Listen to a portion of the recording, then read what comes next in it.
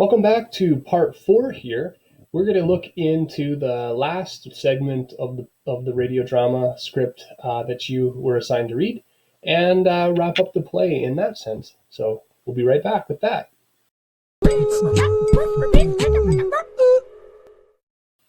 So let's flip over to the play script. We'll scroll through it and point out a few things and then get right into these questions here for our part 2 review. And by part 2 review, I mean the second part of the script after the first intermission.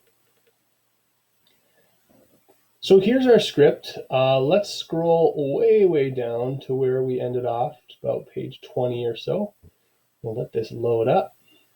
Okay, and as you recall, part 1 before that intermission ends with the operator all alone.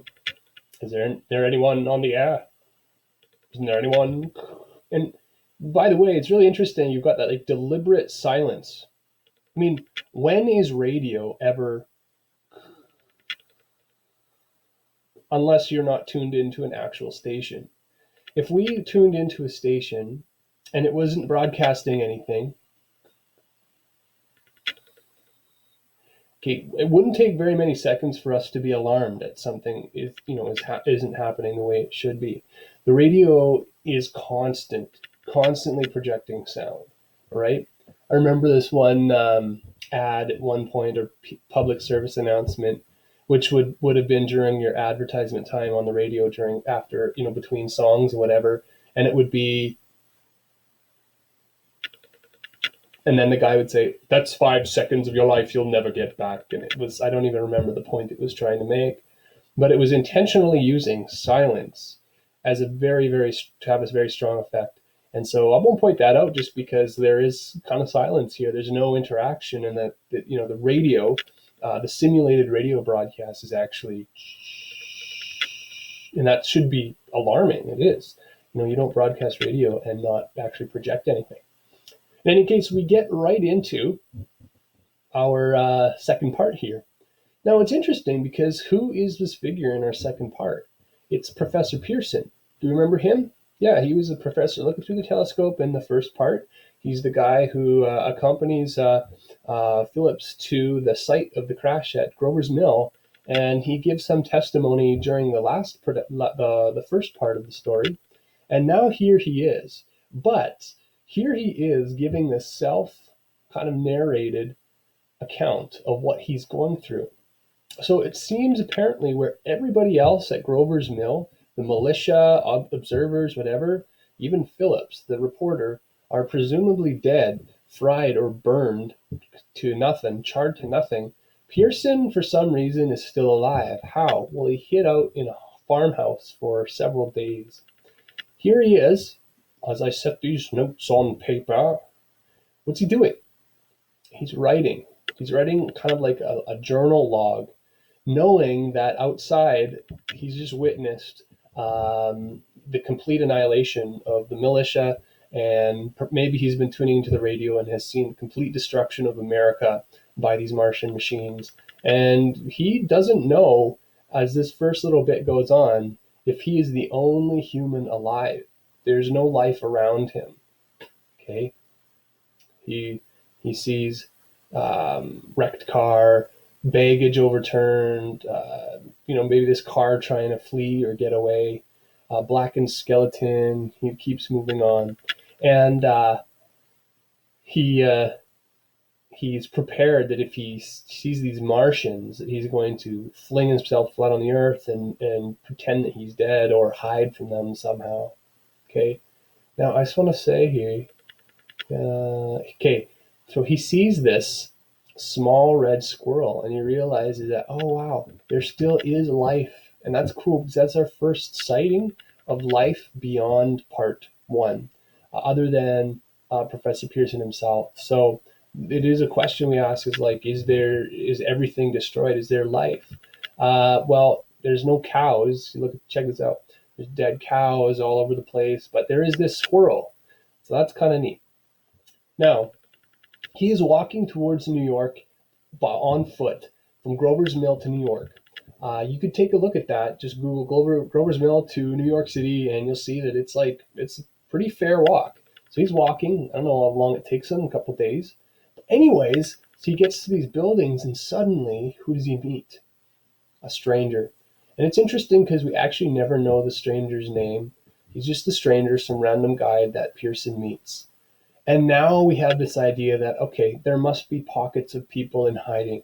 Not everybody was dead, not everybody died, not everybody succumbed to the heat ray or the death and smoke. Okay. And you have this interaction between Pearson and the stranger.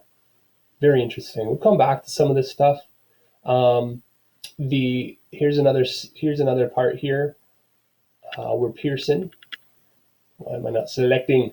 Where Pearson sees a bird, and again he looks at it amazed because there's more life on this planet yet. It hasn't all been destroyed.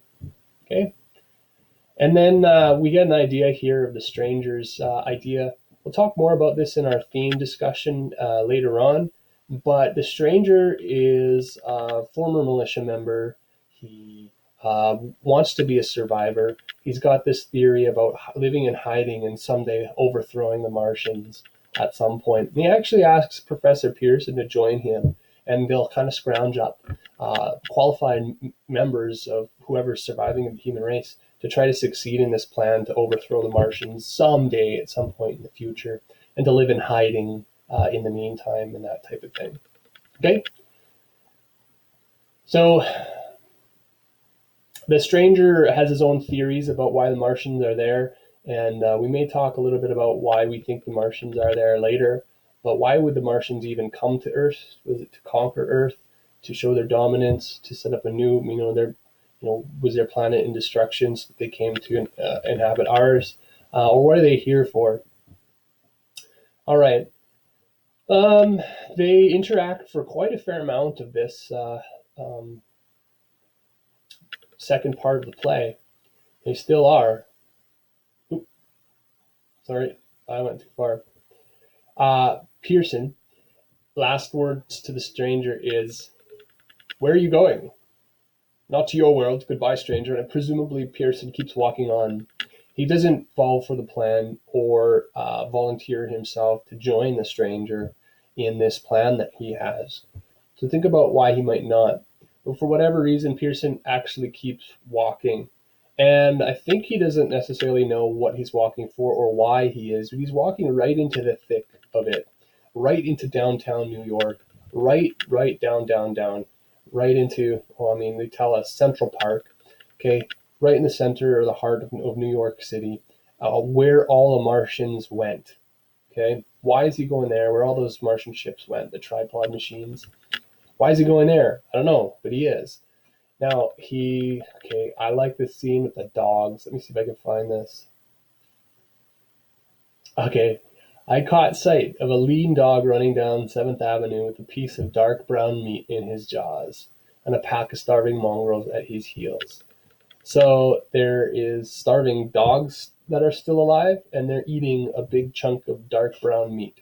What might that be? Well, we can make an inference. Maybe it's a part of the human casualties that are kicking around, but it could be something else, as we'll see as we go along here. Now, eventually, he sees. Suddenly, I caught sight of the hood of a Martian machine standing in Central Park, gleaming in the late afternoon sun. And so he sees it on the horizon. It's a tall thing, taller than the trees or whatever, and you can see its glimmering hood in the sun. And for some insane reason, he goes to investigate it.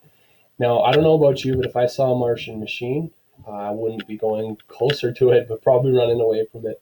For whatever reason, he runs towards it, and the story actually comes to a very rapid conclusion at this.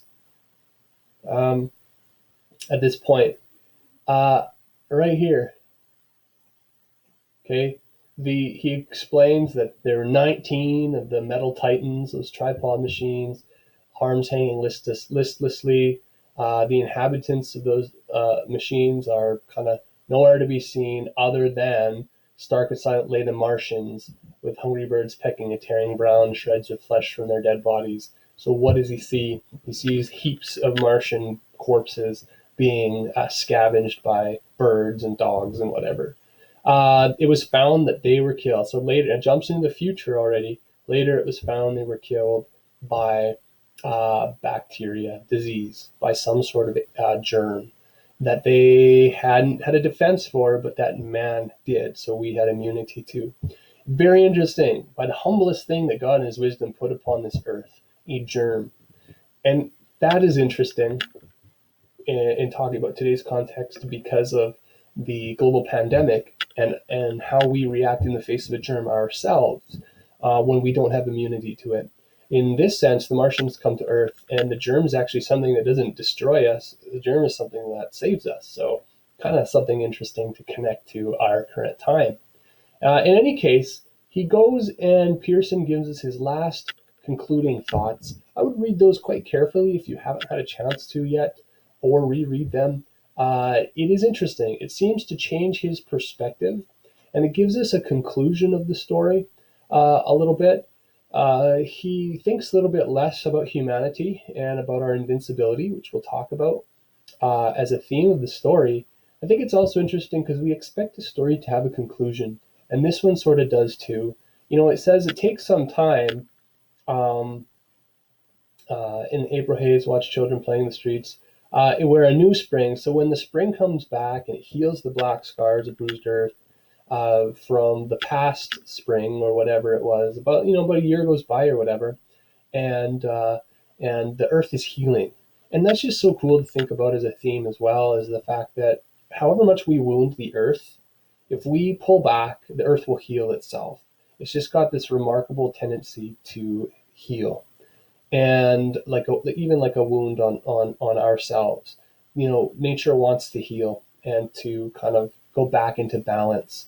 As much as we put it out of balance, it kind of wants to go back into balance, which is neat because it does. The earth heals itself, and time goes on, and children again play in the streets, which is a completely different sight than it was the night the Martians invaded. And they take parts from that Martian machine and keep them on public view. So they're like in museums in places somewhere. And he kind of ends on this poetic, strange when I recall the time when I first saw it, bright and clean cut, hard and silent, under the dawn of that last great day. Very interesting way to conclude the story. But whenever he sees one of these Martian artifacts, he thinks back to that point in time where he saw it, silent, defeated by the germ, under that dawn of that last great day. It would have been an interesting, I don't know what he means by dawn of that last great day, but it could have been the dawn of the last great day of the Martians, and they are destroyed in the face of humans' germs. It could also be the dawn of the last great day of human action, because we were utterly helpless from our own powers to save ourselves from the Martians. Okay, who do we have appearing at the very end? Orson Welles, who comes out of character, which means he comes as the director, Orson Welles. And you could try to guess, by the way, which voices were played by Orson Welles in the story. I would venture to guess Pearson was as a main character by the end of the story. But anyways, he comes out of character to bring us his own voice and bring us that kind of concluding message of the play. Hey, I like that. I would pay attention to this. We'll come back to this as we talk about our question today. And then finally, we have the very end where the announcer comes back on. And guess what? If we were to tune in next week, what is Orson Welles putting on? Dramatization of 3 famous short stories. So we should tune in next week to hear Orson Welles in his theater perform 3 short stories that are famous. I wonder which ones they are. 3 Little Pigs? I don't know. Okay, let's go back to our slides and look at a few wrap-up questions, and then give you an opportunity to write a little bit of a comprehension quiz for your own to gauge your own learning. Okay, we'll be back in just a second. So here we are back looking at the part 2 review. And so let's go through some of these questions. I think what you should do is try to see what you would have for your own input for these. So number 1, who are the characters in part 2? Well, if you remember, part 1 had a good dozen or more characters. Part 2 has how many? 2. There's only Pearson and the stranger. And then Orson Welles comes at the very end, but that's once the play is actually over. So it's a very different style of storytelling in the concluding part of this script or play. Question 2. What is different about how part 2 is presented compared to part 1? Well, we just pointed out it has fewer characters, but what about how it's presented? Do you remember how part 1 was presented? It was stylized as if it was a radio broadcast with news break-ins, urgent news break-ins and whatever. The military live broadcasting its communications.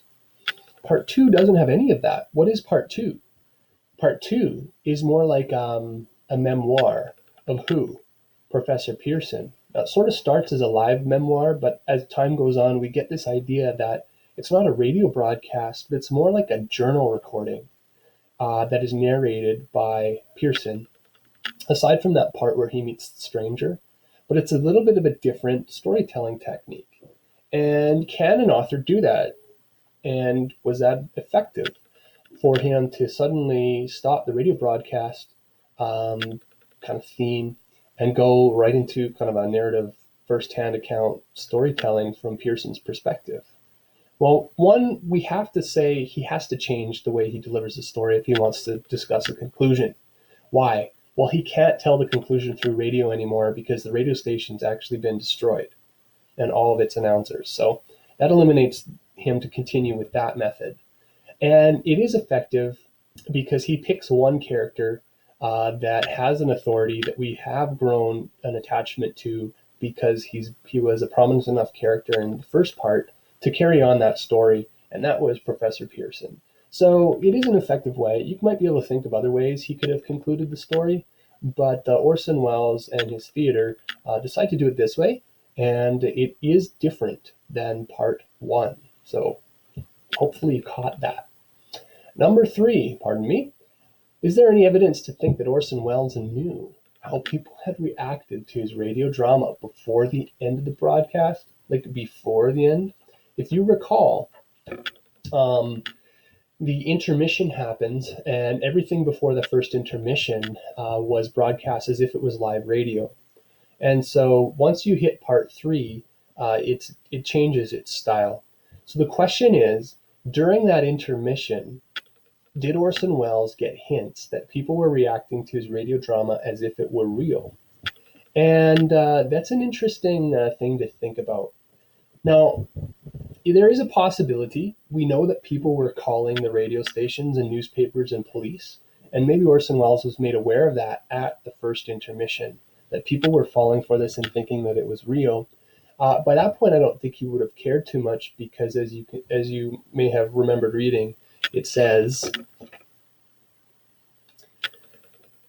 this.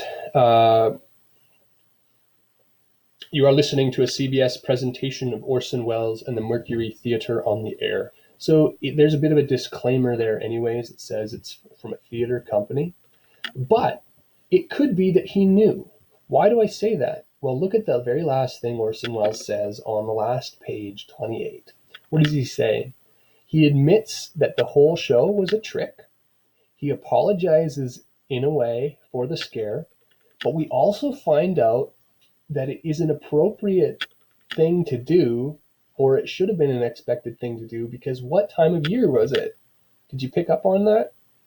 Why was it a good time of year to throw out a national scare at people? That's right, because it's Halloween. And you know that trick or treat? Here was his trick to people. So people should have seen it coming. It's kind of like duping somebody around the time period of April 1st, let's say.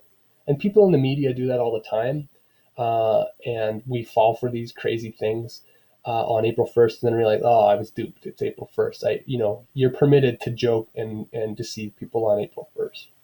Okay, same idea with Halloween. There is an interesting video, by the way, on YouTube of an interview in the aftermath of this, where Orson Welles, bombarded by journalists, in the day after the show. And he, at that point, says he wasn't really in awareness, had any idea that people were reacting the way that they were reported to have in believing his radio broadcast. So that could be, if we believe him, the actual answer is from his own mouth is that no, he didn't know until the day after. He wasn't really tuning into the response of his audience. He was putting on a performance and then working with his company to stage and produce the next recording. Um, but you don't have to believe that. I think that it is possible to believe, as we said, that people were calling into the radio station, and that during that first intermission, maybe he was notified of people believing this thing.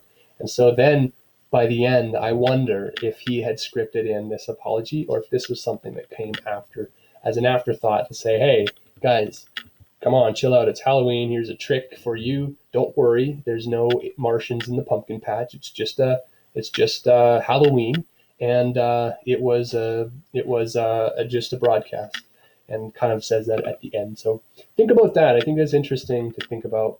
Orson Welles, does he know by the end of the radio broadcast that people were reacting the way they did? So that wraps up our play in terms of our discussion about the basic plot line and our reading of it. What you can do now is I'll link this list quiz for you. You can write this as just for your own grasping of your own understanding. You can take a look at the feedback from the questions. And so there's nothing at stake here other than showing you your own comprehension. So go ahead, pull out the form. Keep in mind you need to be signed into your school Google. Log in with your school account or a Google account to write the quiz. And hopefully you find a way that you can do that. As soon as you submit it, the answers and feedback should come up. And once you've done that, we just have a couple more parts to look at. Looking at the post-reading questions, which I'll pop up here just as a reminder. So there are 9 more things we want to look at in terms of things that you should be questioning while we read the story. And you have read the story, so we'll come back in our next parts to discuss these things, and that will wrap up our unit. So in the meantime, good luck with the quiz, DBL, and we'll see you next time.